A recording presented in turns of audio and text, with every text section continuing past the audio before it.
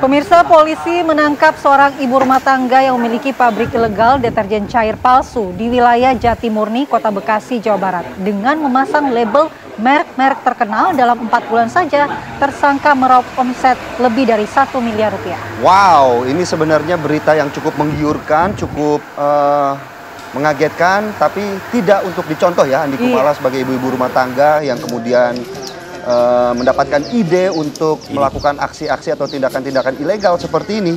Karena petugas Satreskrim Polres Metro Bekasi Kota langsung menggerebek sebuah rumah di Kafling Karolus, Kampung Sawah, Jatimurni, Pondok Melati. Bukan hanya tanpa izin, ternyata pabrik deterjen abal-abal ini memasang label merek-merek terkenal. Kepada polisi, tersangka mengungkap awalnya ia membuat sabun cair tanpa merek, namun barangnya kurang laku meskipun dipasarkan lewat offline dan offline. Kini pelaku diancam dengan pelanggaran Undang-Undang Nomor 8 Tahun 1999 tentang perlindungan konsumen dengan konsekuensi pidana 5 tahun penjara.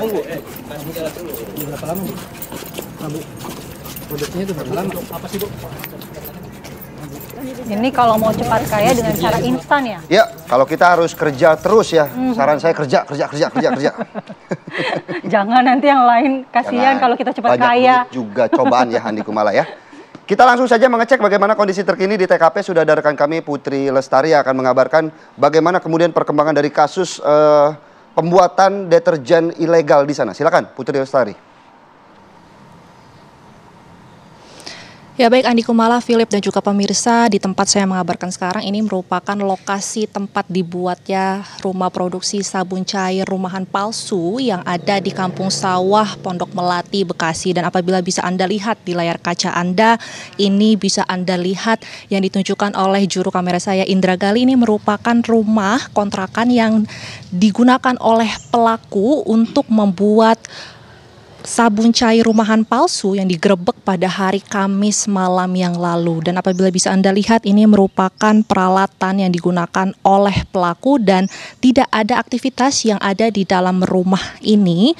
Dan memang kawasan ini terlihat sepi. Dari depan yang saya lihat, rumah yang digunakan oleh pelaku untuk membuat dari sabun cair rumahan palsu ini memang sudah diberi garis polisi dan memang sudah dilakukan penggerebekan pada hari Kamis malam yang lalu. Dan apabila bisa saya jabarkan baik Andi Kumala, Philip dan juga pemirsa, ini bisnis ilegal beromset 1 miliar rupiah dengan hanya dalam kurun waktu yang singkat, yakni hanya dalam waktu 3 hingga 4 bulan saja, dan dilakukan oleh seorang ibu rumah tangga berinisial ROH. Dan untuk mengetahui bagaimana kronologi dan juga bagaimana sih ROH ini dengan para warga berbaur atau tidak, saya sudah bersama dengan Pak Kuswanto, salah satu ini Pak RT di sini. Pak, selamat pagi Pak, boleh saya tanya sedikit mengenai kasus dari sabun cair rumahan palsu ini? Kalau dari Bapak sendiri, apakah tahu Pak ini memproduksi sabun rumahan palsu ini? Saya kurang tahu pasti, karena kan selama ini dia orangnya juga baik-baik aja, berbaur sama masyarakat. Untuk usaha ini lingkungan, saya sebagai ketua RT sama sekali nggak mengetahui adanya home industry ini. Tapi Pak, saya lihat di belakang ini ada sablon Pak. Ini sablon juga milik pelaku atau tidak Pak? Betul, awal mulanya memang dari sablon. Usahanya itu sudah berjalan antara 2 sampai 3 tahunan. Ya, itu Pak. Lalu di sini saya melihat ini rumah di belakang saya ini Pak. Ini merupakan rumah dari pelaku dan di sini dia tinggal sama siapa Pak? Ya memang ini rumah betul milik pelaku. Ini tinggal bersama keluarganya. Nah, terus kalau dari pelaku sendiri Pak, ini memang sering berbaurkah dengan tetangga atau seperti apa Pak? Atau di rumah saja gitu? Kalau sama tetangga ya, tetangga sekitar ini berbaur untuk ada kegiatan kayak di masyarakat.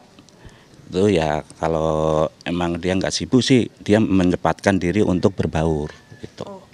Nah yang terakhir Pak, kalau dari Bapak sendiri tahu nggak sih Pak, kalau dari pelaku ini bekerja sendirian atau memang ada yang dipekerjakan Pak warga dari sekitar sini? Awalnya saya nggak tahu untuk pelaku ini, karena apa ya, karena emang benar-benar nggak tahu. Setelah ada penggerebekan itu baru saya tahu dia memperkerjakan pekerja sekitar 20 orang gitu. Itu pun juga nggak ada tembusan ke lingkungan atau ke RT maupun ke RW gitu, Mbak.